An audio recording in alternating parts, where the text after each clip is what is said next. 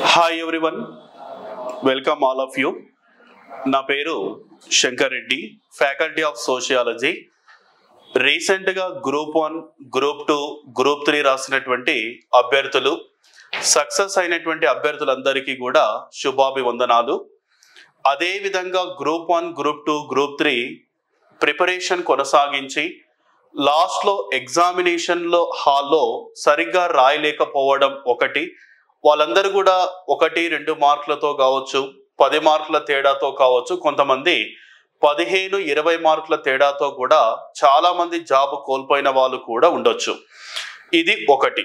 Next ఇంకొకటి, రీసెంట్గా degree అయిపోయినటువంటి స్టూడెంట్స్ కోసం, 10th క్లాసు అయిపోయిన వారి కోసం, ఇంటర్మీడియట్ అయిపోయిన వారి కోసం, అదేవిధంగా బీటెక్ కంప్లీట్ అయిన వారి కోసం, ఐటీఐ కంప్లీట్ చేసిన వారి కోసం, పాలిటెక్నిక్ అయిపోయినటువంటి వారి కోసం, అందరి కోసం తెలంగాణ, ఆంధ్రప్రదేశ్ రాష్ట్రంలో ప్రస్తుతం వస్తున్నటువంటి నోటిఫికేషన్స్ అనుకూలంగా, అదేవిధంగా సెంట్రల్ గవర్నమెంట్ నుంచి వచ్చేటటువంటి నోటిఫికేషన్స్ అన్నిటినీ మీకు ప్రతిరోజు వీడియో రూపంలో మీకు అందించే ప్రయత్నం చేస్తాం.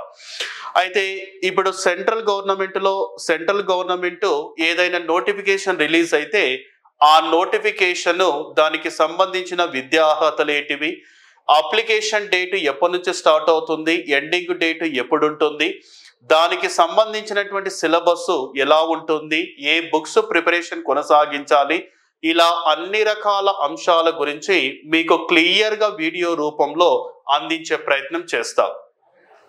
అదేవిధంగా ఆంధ్రప్రదేశ్, తెలంగాణతో పాటు భారతదేశంలో ఉండేటటువంటి ఇంకా కొన్ని రాష్ట్రాలలో ఎలాంటి నోటిఫికేషన్స్ వస్తున్నాయి సార్, అక్కడ ఆ నోటిఫికేషన్స్కు నాన్ లోకల్ కేటగిరీ పర్పస్లో మనకు ఏమైనా అవకాశం ఉంటుందా, ఇలాంటి అనేక రకాల నోటిఫికేషన్స్ గురించి ఏ రోజు ఏ నోటిఫికేషన్ వచ్చింది వెంటనే మీకు వితిన్ సెకండ్లో మీకు అందుబాటులో ఉండే విధంగా ప్రయత్నం చేయడమే నా యొక్క ధ్యేయం అన్న విషయం గమనించాలి.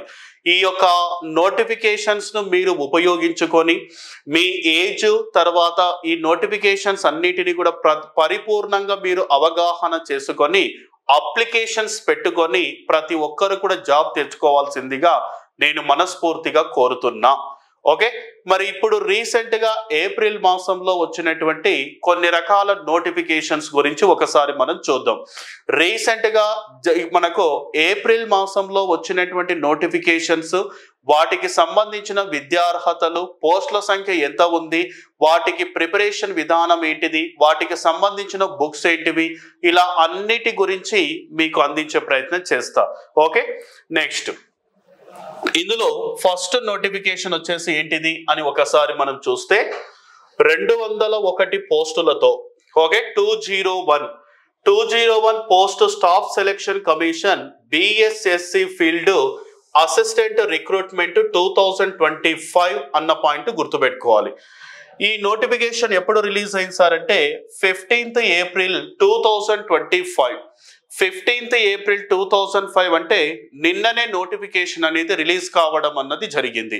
మరి ఈ నోటిఫికేషన్ యొక్క అర్హతలు ఏంటివి, ఈ నోటిఫికేషన్ ఏ రాష్ట్రం తీసుకొచ్చింది, తెలంగాణ, ఆంధ్రప్రదేశ్లో ఉండేటటువంటి అభ్యర్థులు ఎలాంటి ఈ నోటిఫికేషన్స్కు ఎలా అప్లై చేసుకోవాలి, నాన్ లోకల్ కేటగిరీలో ఏదైనా అవకాశం ఉంటుందా, ఇలా ప్రతిదీ ఈ వీడియోలో మనం అందించే ప్రయత్నం చేద్దాం.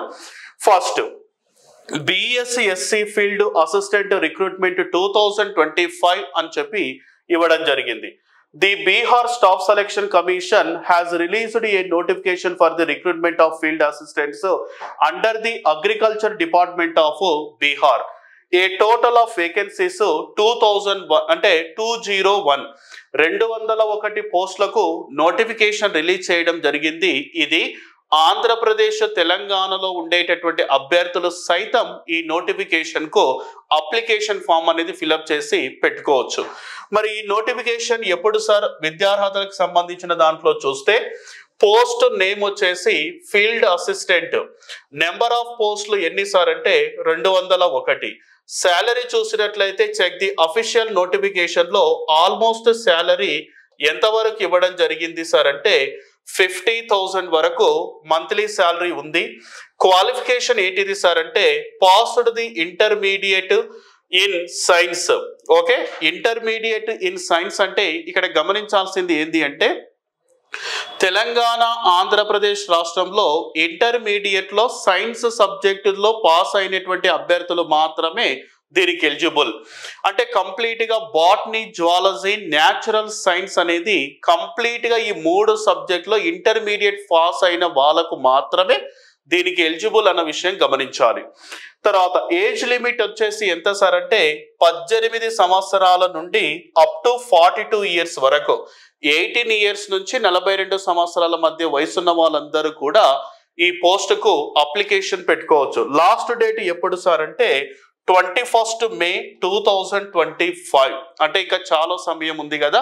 మరి ఇంటర్మీడియట్ సైన్స్ సబ్జెక్ట్ తో కూడిన వాళ్ళు ఎవరైతే పాస్ అయి ఉన్నారో ఆ అప్లికేషన్ తీసుకొని అప్లికేషన్ మీరు సెట్ చేసుకోవాల్సిందిగా కోరుతున్నా. ఓకే, మరి దీనికి సంబంధించినటువంటి జనరల్ మామూలుగా దీనికి సంబంధించి సెలెక్షన్ ప్రాసెస్ ఎట్లా ఉంటుంది, మరి ఎగ్జామ్ ఉంటుందా, డైరెక్ట్ ఇంటర్వ్యూ ఉంటుందా, తర్వాత లేకపోతే డైరెక్ట్ రిక్రూట్మెంట్ కూడా కొన్ని చోట్ల ఉంటుంది. మరి ఇందులో సెలెక్షన్ ప్రాసెస్ ఏంటి అంటే ఎగ్జామ్ ప్యాటర్న్ వచ్చేసి ఏంటిది అంటే ప్రిలిమినరీ టెస్ట్ ఉంటుంది. టైప్ ఆఫ్ ఎగ్జామ్ వచ్చేసి ఆబ్జెక్టివ్ మల్టిపుల్ చాయిస్ ఉంటాయి. నెంబర్ ఆఫ్ క్వశ్చన్స్ 150 ఉంటాయి. డ్యూరేషన్ వచ్చేసి 2.5 గంటలు ఉంటుంది. మార్కింగ్ వచ్చేసి +4 for correct answer, -1 for wrong answer అంటే నెగిటివ్ మార్క్స్ ఉందన్న విషయం గమనించాలి. ఓకేనా, నెగిటివ్ మార్క్స్ తోన ఎగ్జామ్ ఉంటుంది. 2.5 గంటలు, 200 మొత్తం కూడా 2.5 గంటలతో ఎగ్జామ్ ఉంటుంది.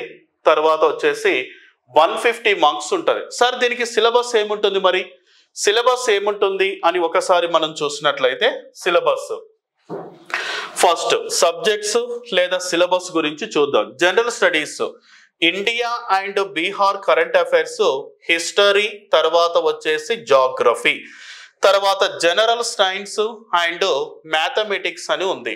ఈ మ్యాథమెటిక్స్ అన్నది చాలా మంది చూసినట్లయితే రీజనింగ్, ఆర్థమెటిక్, ప్యూర్ మ్యాథ్స్ ఇవన్నీ కూడా చదువుతుంటారు. అంతగా అవసరం లేదు. డీకోడింగ్ కూడా చదువుతుంటారు. అది అవసరం లేదండి. ఇక్కడ just mathematics basic level 10th class below, 10th class below ఎవరైతే పర్ఫెక్ట్ గా, మనం 10th క్లాస్ బిలో అంటే almost 8th, 9th, 10th perfect గా మ్యాథమెటిక్స్ బుక్స్ పర్ఫెక్ట్ గా చదివితే సరిపోతుంది.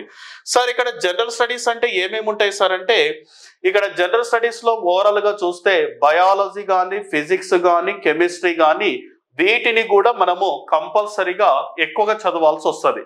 ఈ బయాలజీ అభ్యర్థులకు సంబంధించిన నోటిఫికేషన్స్ కాబట్టి బయాలజీ మీద ఎన్ని రకాల క్వశ్చన్స్ వచ్చినా సరే ఆల్మోస్ట్ చేయగలిగేటటువంటి స్టామినా ఉంటుంది. కాబట్టి బయాలజీ చాలా తక్కువ సమయం వాటికి కేటాయించి ఫిజిక్స్, కెమిస్ట్రీ మీద కూడా కొంచెం అవగాహన పెంచుకొని రీసెంట్ గా తెలంగాణ, ఆంధ్రప్రదేశ్ లో జరుగుతున్నటువంటి జిఎస్ లో వీటి మీద క్వశ్చన్స్ ఎట్లా వచ్చినాయి అంటే మెయిన్ గా ప్రధానమైనటువంటి అంశాలను బేస్ చేసుకొని చదవండి.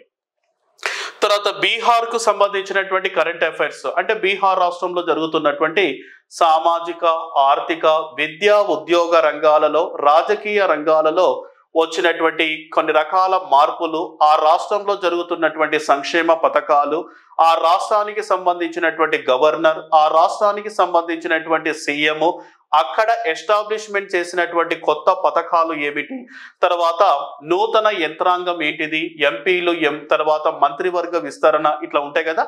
తర్వాత సెంట్రల్ గవర్నమెంట్ బీహార్ రాష్ట్రాన్ని బేస్ చేసుకొని ఏవైనా స్కీమ్స్ ప్రొవైడ్ చేసిందా, అలాంటి స్కీమ్స్ మీద కూడా కొంచెం అవగాహన పెంచుకొని చదువుకుంటే సరిపోతుంది.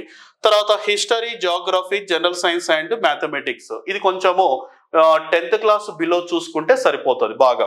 ఈ జనరల్ సైన్స్ లో ఎక్కువగా మనము వేటి గురించి చదవాలి సార్ అంటే ఒకటి మొత్తం కూడా వ్యాధుల గురించి బాగా చదవాలి. డిసీజెస్, బ్యాక్టీరియా వల్ల కలిగే వ్యాధులు, వైరస్ల వల్ల కలిగే వ్యాధులు, ప్రోటోజోవా, తర్వాత శిలీంధ్రాలు, హెల్మెంతిస్ జీవుల వల్ల కలిగే వ్యాధుల మీద బాగా అవగాహన కలిగి ఉండాలి అభ్యర్థులు.